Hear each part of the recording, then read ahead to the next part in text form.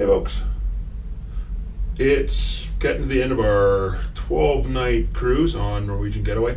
Thought I would take a couple minutes and give you some of our pet peeves.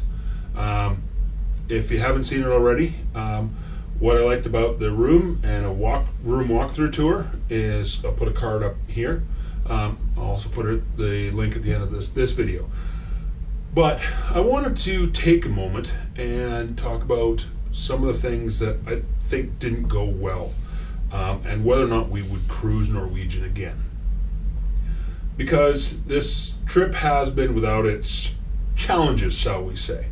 And I know a lot of this I have to wonder if how much of it is, post-pandemic, everyone still trying to refine new normal, and that kind of stuff, and what that entails of how to try to readjust budgets. Because some of the things that happen in this cruise are kind of annoying from that budgetary perspective.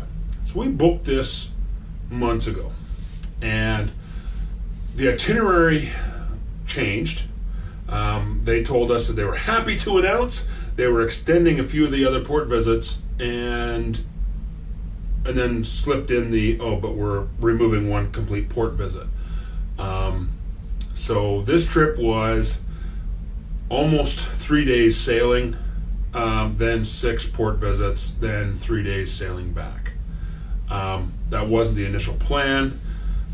So the itinerary changing and what it ended up being, like our first port, we pulled in late. We got in at 7 o'clock at night and could only really go ashore for like a couple hours. 7 to 10 at night is your port visit. Go! Yay. Not really. It was dark because in the Caribbean sunsets around 6-ish. So that was kind of disappointing. Other ports after the first couple, we were in early, but we're leaving 5 o'clock at night. So it's like you're not getting a lot of time ashore. So you feel a little bit like there's I don't want to say bait and switch, but you get promised a really good itinerary, but then when the time the cruise happens, you don't really get it. That's our kind of pet peeve number 1. Pet peeve number 2, we purchased the Vibe package. I don't know if it was worth it. Big picture, I don't know if it was demographics of this cruise, but very older demographic, and I'm in my 50s, so I was surprised that how many, those little carts, scooters people drive, walkers, all that stuff. There were so many of them and running people over, and it just seemed like, that happened. And that impacted and that demographic point. The music, the entertainment seemed forced, seemed aimed at a very older demographic. You're having a guy at 8:30 at night in the atrium, you'd think he'd be doing lively music. Instead, he's doing Frank Sinatra tunes on a piano. It just wasn't as alive as we expected or were led to believe pre-cruise. Food.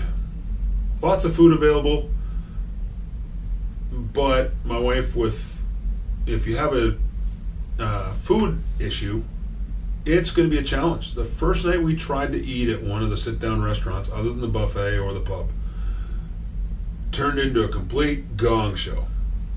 It turned into, if you have a dietary concern, you should go talk to that person. That person sends you that person. They both send you up to another floor where they say, you got to go talk to this person over there, and he says you need a reservation. They say you can't have a reservation, but you need to show up at 7:30 without a reservation. So when you show up at 7:30, you have to wait half an hour.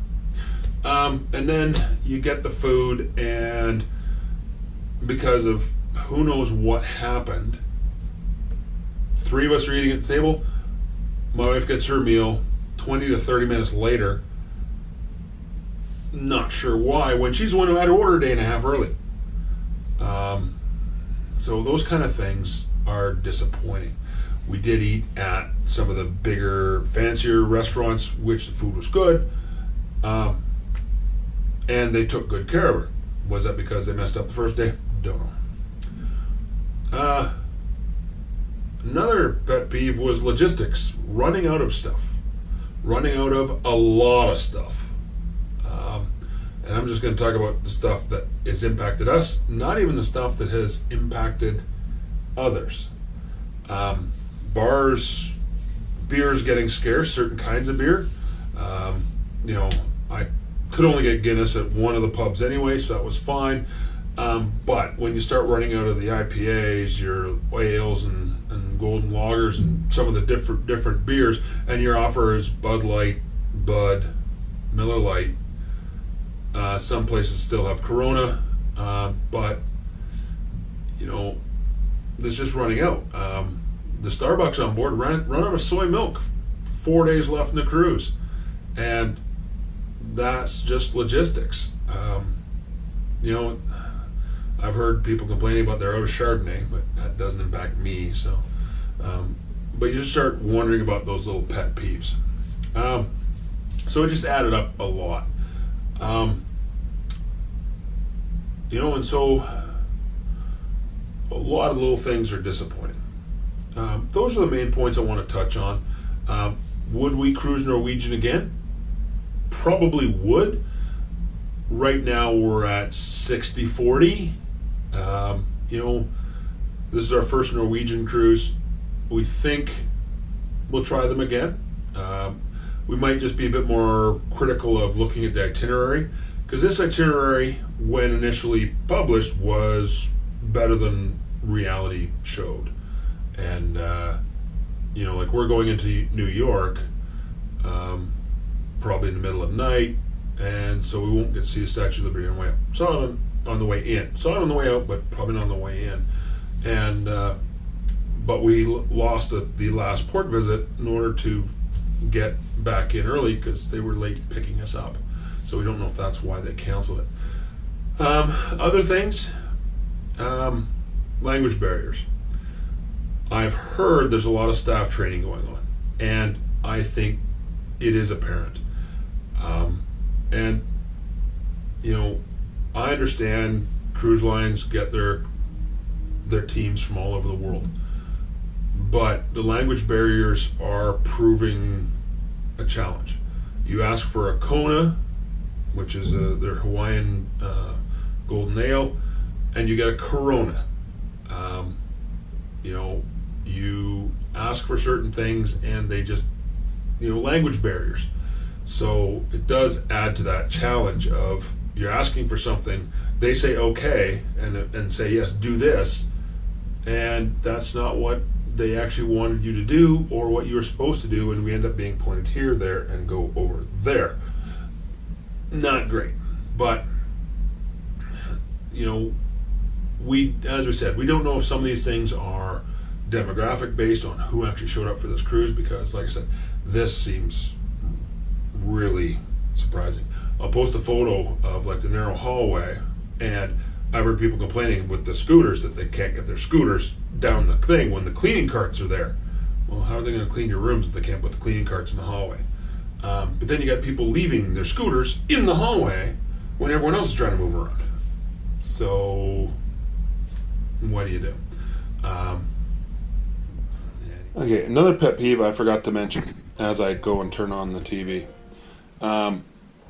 They actually have some movies on movie channels and TV shows on the guest TV, in addition to their navigation and bridge camera kind of channels, which is kind of cool.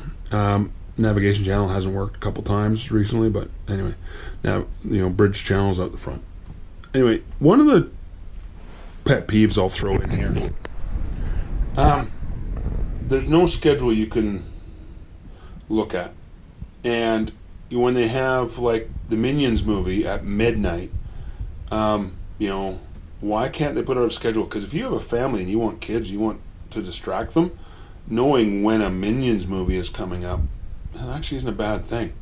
They actually had a pretty wide range of what was being played, but you never knew what was coming up. So, another pet peeve that I forgot to mention on the first bit. So, I'll clip this in and bring you back to your regular scheduled tripod mounted chat right now. So, big picture, yes, we would cruise again.